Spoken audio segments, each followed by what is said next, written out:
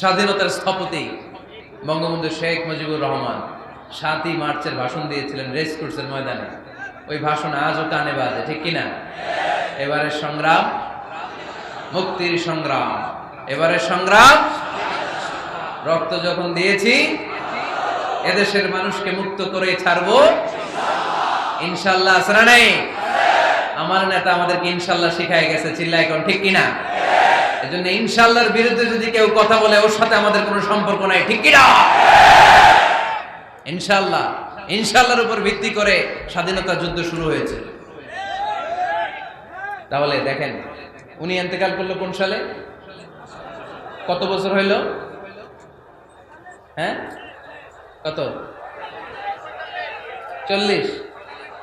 তো এই যে 40-45 বছর হয়ে গেছে, এখন ওই ভাষণ আমরা ভুলি নাই। কারণ ট্রু লিডার, ক্যারিসমেটিক লিডার উনি ছিলেন, নেতার মতো নেতা। এরকম নেতা বাংলাদেশ আর খুঁজে পায় নাই, ঠিক কিনা?